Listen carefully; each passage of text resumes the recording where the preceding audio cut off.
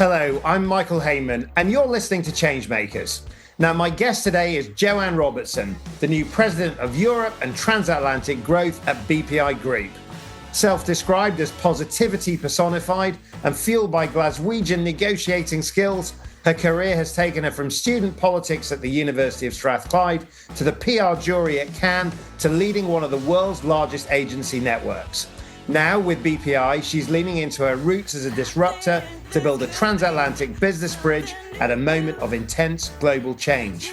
This is a story about resilience and why sometimes you need a bit of grit in the oyster to drive progress. Jo-ann, welcome to Changemakers. It's great to see you. If I was looking for a definition of you, it is the glass half full. Positivity personified. Oh, great to see you. Great to see you too. Thank you for having me. Oh, well, brilliant to get you on your first few days in the new job. Bully Pulpit International, BPI. You've just written a really interesting post about what a bully pulpit moment is and what it means to you. Pick up the story. And definitely. Well, look, when I was approached by Bully Pulpit, God, almost a year ago exactly, because I was in a global role, I had heard of them in the US, but I'd never really paid much attention. And I was enamored by this thing. We're like, what is this Bully Pulpit International? Now, my husband is obsessed with American politics. Right. So he gave me a quick, summary rundown.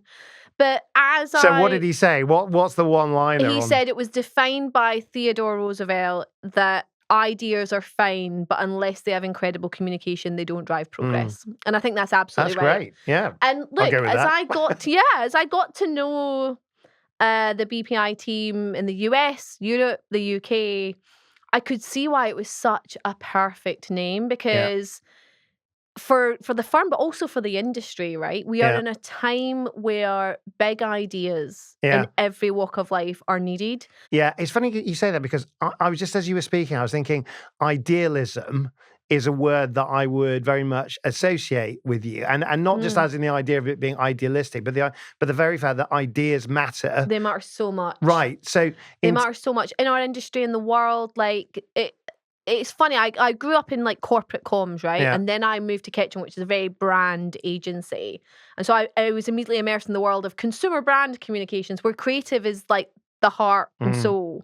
What's the lesson for corporates? And I embraced it, right? Yeah. Because I was like, well, if I'm in this new world, I was still at the beginning doing corporate and public affairs. I then went on to do actually mostly consumer brand, but with a deep corporate sense. And for me, when you have people who are curious, both intellectually and culturally, who are not afraid to throw big, meaningful, purposeful ideas into the mix, and be able to bring a client on that journey, bring another human on that journey, that's game-changing for businesses, for people, for organizations. So as I come to Bully Pulpit International, the fact that that's embedded in so much of the firm already, and I think we can take it to a whole new level, was incredibly attractive because ideas matter more than ever. Well, I suppose ideas matter, but you've also got to have the bravery to implement them. And I suppose the question of the brave advisor is a big one, right? In terms of a very febrile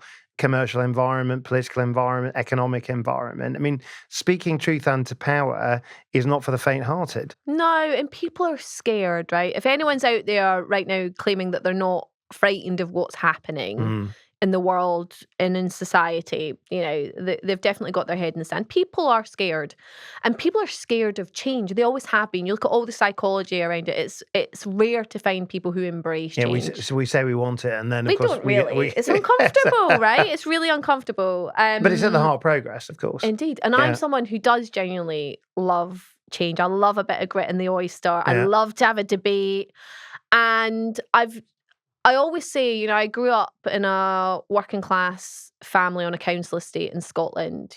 First in my family to go to university. Never knew anybody who was in this type of job. How did that shape you? Well, I don't see hierarchy. Right. And I was never taught middle class norms, right? It wasn't part of growing up. Obviously, I started to then understand it because I went to a middle class school, still a state school, but out of my town. So I started, when I got to 11, 12, I started to realise. But you see things from a lot of different angles. I do, but also I'm never afraid. And I would say 80% of my career that has served me so incredibly well. There's been a 20% where people haven't liked it or enjoyed it. Well, I know. I mean, being married to a Glaswegian, I love that you've described yourself as having Glaswegian negotiating skills. I mean, I have some insights into what they might be, but I think that does speak to a certain element of toughness. It speaks to a certain element of no nonsense. And what else does it speak to? Straight talking. Straight talking. You know, no one ever has to guess where they are with me.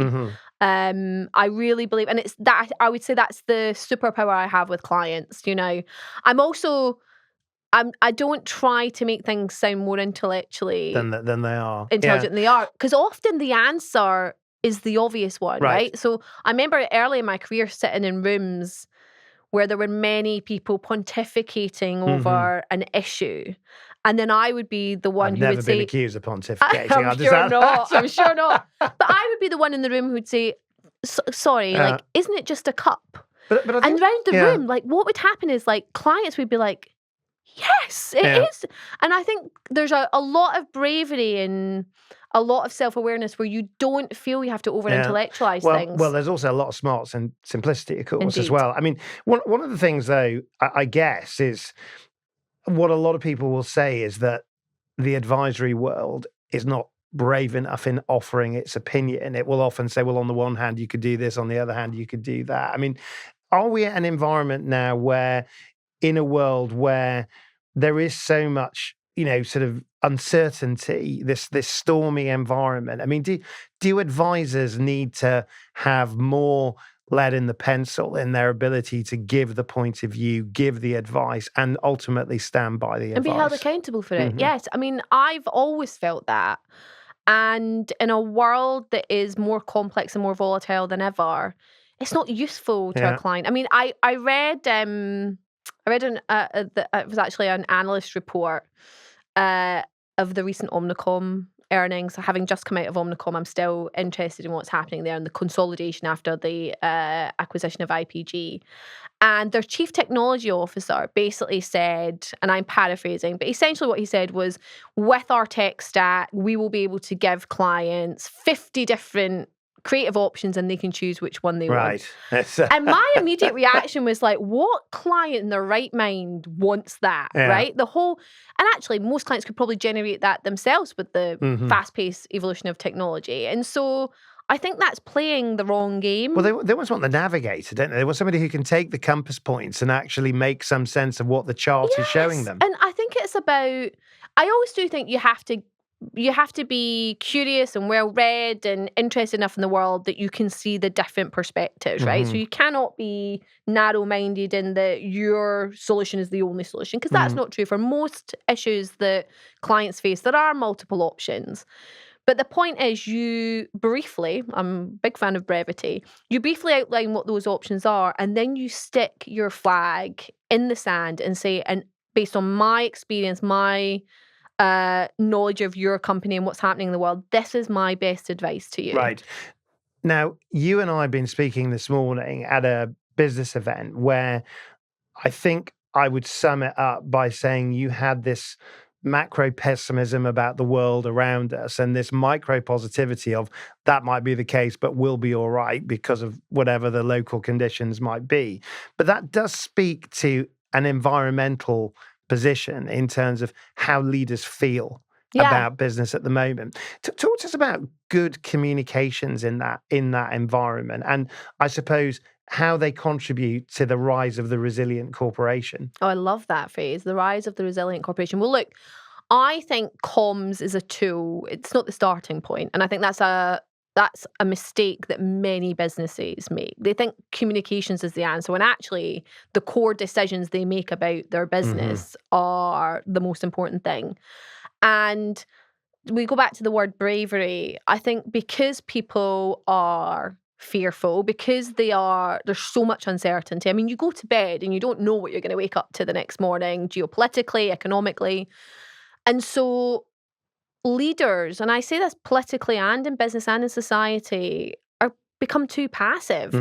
They're like, oh, I'm going to move whatever way the wind has blown overnight. I want to be agile enough to move against it, which what's is behind fine. that, do you think? Because I mean, I suppose there has been for most of our lifetimes, there's been a view where, I suppose political environments are relatively benign because they've been pretty stable. They've been quite stable. Well, you look back, I was joking with a friend of mine at the weekend where it was like, you think back, now I was kind of a young political activist at university when we were having the transition from like Bush to Clinton.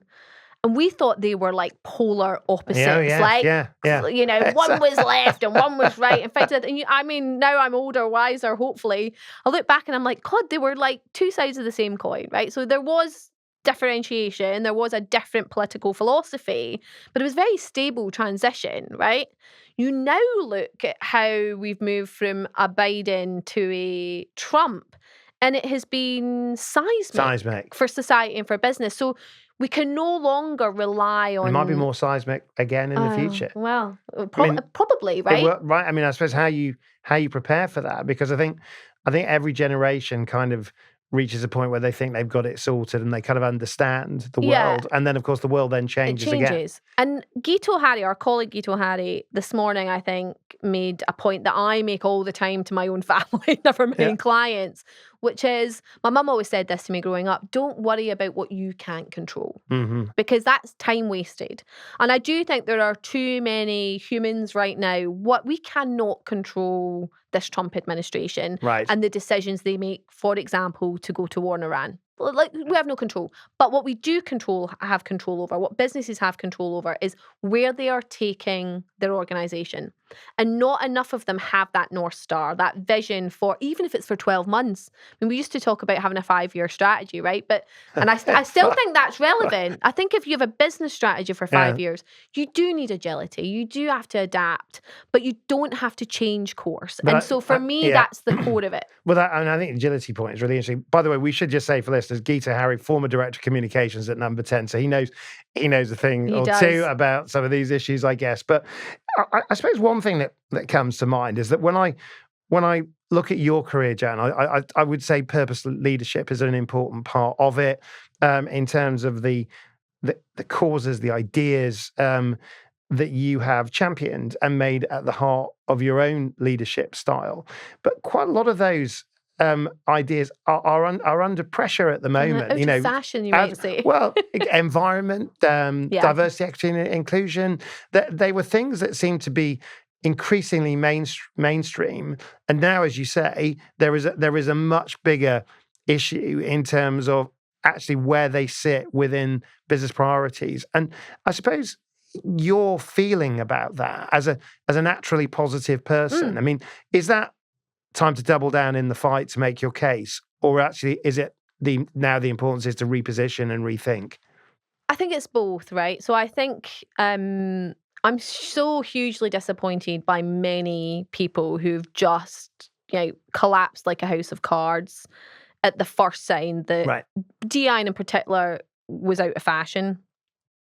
And what that teaches us, certainly teaches me, is so much of what happened between 2020 and 2024-5 was performative, because it was in fashion. So it wasn't deep and meaningful. And that's, I am an everly optimistic person. It's just disappointing. It kind of just makes me feel a bit sad that there was so much performative action in that area. The truth is, though, there isn't a person that I meet, and I'm very politically connected across the spectrum in the UK and Europe and the US. There isn't a person I meet who privately won't say how important it is to continue that agenda. I don't meet anybody who doesn't believe in climate change and the action we need to take. And so there's a piece for me about how do we as leaders in our own right, and then the access we have to very senior leaders in business and politics and society, how do we give them the confidence to make that case? Now, I think part of the problem is we've ended up, partly social media, partly polarization of politics, we've ended up in this position where you're either pro-environmental, change and progressiveness, or you're anti-climate change. You're either someone who wants to see a diversification of the boardroom and more voices around every business table, or that's woke and it's, extremist. Most people are still in the middle ground, and the centre and the middle ground is not a popular, again, it's out of fashion, but the majority of people are there. How do we build their confidence? Well, also language matters, right? Because, if you, in a US context, if you use green, it's politically loaded. If you use clean, it's a completely different phrase in terms of actually what it suggests. Something though, just to go back on that you said there, which I think is at the heart of perhaps what the challenge is now, is that when you say that I've not met a person that disagrees with me, well, a lot of people will say, well, actually, this is the challenge that leaders have, is that they reinforce off each other. How do you get lenses elsewhere in terms of, and actually, how do you reach out beyond the consensus to actually win the case, win hearts and minds, actually make it real? But I think, look, when I say they don't disagree with me, they might disagree with me on what we should do about it, right? Yeah. So what I'm saying is, I think in professional political life, and actually just the people I know in my own personal life, there aren't that many hardcore climate deniers. Right. And now there may be really varying views on how we should tackle climate change and the investment we should put in it. And being able to create environments that debate can happen without it being polarized, without it being personal. Because the big issues of the day, we can't seem to have a sensible conversation. We don't want to concede ground that... Yeah. But I suppose the issue is it's somewhere in the middle, isn't it? Always. Because it's not about denying climate as much as, well, actually, would I rather address this issue as opposed to being wealthy or poor or whatever in terms of the decisions on the table. Well, and that's the complexity. I think often we want to narrow down into the most simplest format. That's the complexity, because the fact is, as I believe it, and as all the data I've read on it, if we don't tackle climate change, all the other things that are important to us, healthcare systems, the economy, etc., it's going to be fundamentally upended, right? So they're all connected. But it's interesting, isn't it? Because I think what you've got your finger on is exactly the point, right? Which is that the easier stories are also easier to land. So if you say things like leaders are out of touch, people will go, yeah, leaders are out of touch, right? But I suppose the issue is that, are they, or are there other factors at play here in terms of their ability to land their message and make their case? Well, and I think you can differentiate in different walks of life, right? I think if you look at politics, I think there does have to be a reckoning in Western democracies, because if you look at the career paths of politicians today, so many of them are career politicians. And now I'm not saying that makes them bad politicians, but the majority have kind of been in student politics and then gone on to be an advisor, and now so they're lacking vital experiences. What I think is real world experience. But I also look at the other side of the coin. If you're someone who has built a career in the public sector or in business successfully, why would you choose politics? And not even because it's not paid as well as many of those other professions. I think that's a factor in it. I think the fact we can't have a sensible conversation about MPs' pay is ridiculous. I think it's the same in many Western democracies. But so many different ways we could take this interview now. Well, I know. But more importantly, to your point earlier, the absolute disillusionment with politicians, the belief. And again, I would say the majority of people that I meet believe that politicians are in it for themselves, that they're not there to serve society. A lot of people in business feel that, of course, is that a lot of people in business will put the same charge to political leaders as maybe political employees and actually political leaders themselves. So in terms of this kind of, it feels like there's a lack of connectivity, a lack of mutual respect, a lack of potentially of understanding. To your point about optimism, right? I don't. Life is really short, and I don't know how you can go through life being pessimistic and cynical about everyone and everything that's happening in the world. And look, there are institutions and infrastructures that were created hundreds or tens of hundreds of years ago that are essentially broken and should be fixed. Fine, but people, humanity. I still believe the majority of people that I meet on any given day are good. Yeah. They want good things for themselves, their families, and for other people in society. And so unless we can break this cycle of cynicism that everyone's out for themselves and greedy. I think you're right, because I think a lot about, if you think about creation, if you think about, new businesses, if you think about, all of these things, is that they are all a process of positivity, sometimes unreasonable positivity, but that's what gives you the stretch. It gives you the ambition to actually go for something. 100%. And I also believe there's enough room in this world for everyone to thrive. It doesn't have to be at the expense of someone else, of another business, or, I'm a big fan of like all ships rise together. Yeah. And so creating that camaraderie, that supportive nature, wishing like your competitors well. Yeah. Because I think you look at industries that are thriving, it's because the majority of the firms in them are thriving, right? And it's interesting when you talk about that idea about the ships rising, I suppose that's because the tide rises with it. And of course, a lot of that tide is usually about growth. It's about economic progress. And of course, we're living in a part of the world, in the UK and in Northern Europe, where actually growth eludes it. And I suppose in terms of how that environment changes, how that positivity exudes, there is a role for the communicator, because belief matters, right? Yeah. And it's to your point about simplicity earlier, it's so much easier to divide people. It's easy to create, those you're that side. It's your fault that I'm not succeeding, right? Yeah. And that's what's happened so much in politics and in the media. And not like creating an environment where, you look at some local communities, you see them now and again in the national news, where everyone's coming together and supporting each other and thriving. They've got a thriving town centre and all the things that make a little community just beautiful.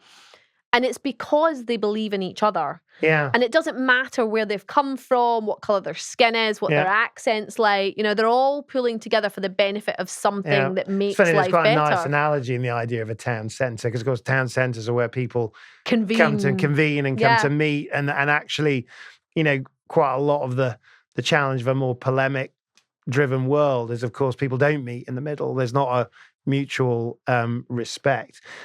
I guess that then brings on to our job, our role, working as professional advisors, where the growth of resilience in corporations really matters, where actually trust is the currency which can be either the making or breaking of companies. How much better do we need to get as a sector to actually live up to the requirements of that role? Well, I think there's two things for me. I think the first is, how curious are we about the world around us? And to your point earlier, a good few years ago, it was probably in the Brexit debate, which I'm sure everyone can guess from what I've said so far, what side of the debate I was on there. But actually, it was a moment in time where I decided to start reading The Telegraph, right? So I was always read the FT, it was important for my job, but I was an avid Guardian reader, like very stereotypical in that regard. Although I did always read The Sun and the Daily Record as well. So I'm just laughing. The big reveal of our interview is Jo-ann Robertson reading the Daily Telegraph. But it was important, right? Because I really didn't understand. I didn't understand the venom with which people held in this debate. And I started reading, and I could see, I didn't agree, but I could see a point of view that was different to mine. I could understand why. I still read the Telegraph to this day. I very rarely agree with anything they write, and it's one tiny example of, if you want to be a successful advisor and you want to be trusted by the C-suite, they need to know that you're curious about the world, but you also have to have a confidence that you can give really good advice. And it's not always, in fact, it probably rarely should be the advice they think they want and that they're going to get. And you have to have the skills, the human skills, and this is where I say AI is never going to take our job, to guide them through that process. But you also have to have the respect, and this is something I've I've had to come to terms with is it's also not my business. It's their business. And I can give them the best advice to my ability and I can guide them to where I think they should go. But at the end of the day, if they make a decision to go in a different direction, it's my job to then make that the best possible outcome. Yeah. And I think the longevity of the client relationships I've had in my career are testament to my ability to do that and get them the best outcome, whether they take my advice or not. And they will always know I'll come at it with passion and energy and optimism. That's probably what they want. They probably want the lens. They probably want the mirror. Yeah. See how it looks. And then they know that whatever we decide, they will get the best execution of that decision. And I think we've got too many, I think calling them advisors is probably generous, but people in our industry who just tell clients what they want to hear. Right. For an easy life, to keep the bucks rolling in, for fear of being fired but I think when you look at the best advisors across our industry and the ones that I really admire and who've had very long and illustrious careers with amazing longevity of client relationships, they're the ones who speak truth to your point. They speak to truth.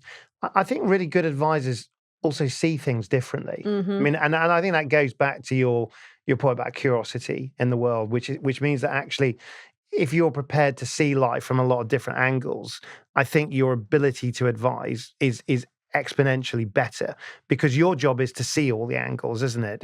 And maybe spot the things somebody else hasn't actually seen. I totally agree with that. There's one other thing I'd add to it though, and I think this is a superpower of the best advisors is using 3 words that say, I don't know. I don't know. Yeah. Because you can't possibly know everything. It's impossible about every issue, about every geography, about every, decision that needs to be made, especially if you're working with the sort of clients we work with, big international, complex meaty businesses. And I've never been afraid to say, I don't know. Now, obviously I follow up with, and I'm going to go educate myself and I'll come back with a point of view, right? Well, and I suppose the thing is that as a business, we aspire to sit in quite a big seat, right? The first seat advisor is what we talk about. And that is a big step forward for people that may well have said, well, actually, we do corporate comms or public affairs, or we do data. This is a seat that requires all of that because it's the seat that is ultimately going to have one of the biggest and most influential impacts on the leader, on the CEO. In terms of how we as a sector start to see that, because I think we've both worked in the comm sector in an environment where I suppose we've been moving through those seats. Talk to us about the first seat advisor.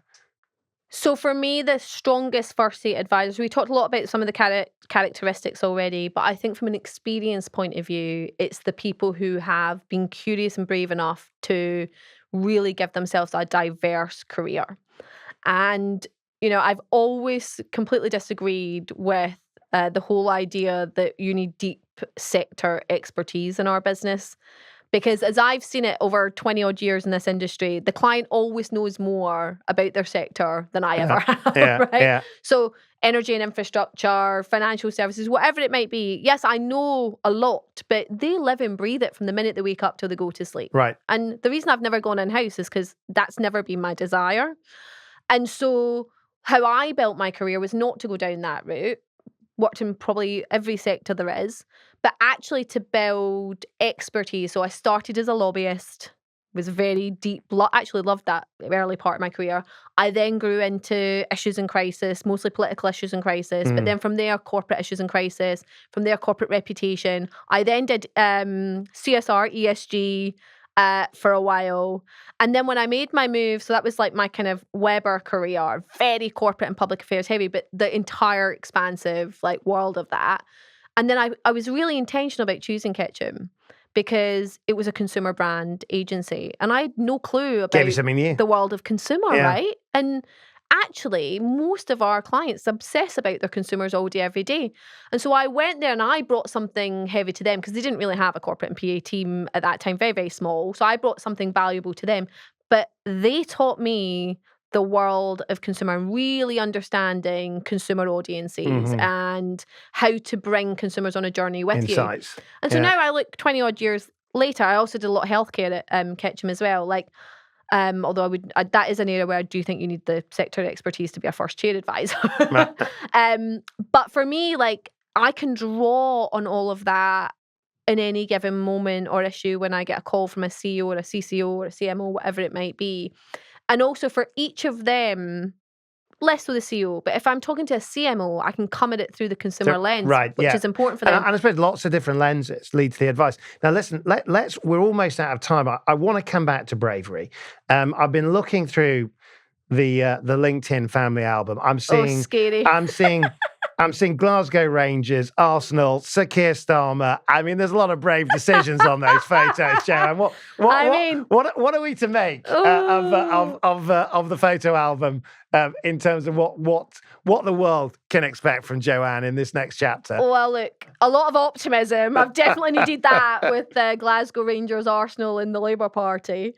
But yeah, a lot of optimism, a lot of bravery. I will be on that front line, locked in arms with you. But you know what? I think one of the things that really defines me as a friend, as a colleague, as an advisor is loyalty. You know, I deeply, and I think that comes from growing up in a working class community. Like you have to be loyal to each other and help each other and support each other, because lots of people are going through tough times in working class communities then and now. So, you know, if you're in my orbit, loyalty kind of defines how I show up. Right. Well, listen, Jo, thank you so much for joining me on Changemakers. Your first week as European president. I mean, it's been a big week for presidents around the world. I hope you enjoy your new role here at Bully Pulpit International BPI. Thank you. Thank you, Michael.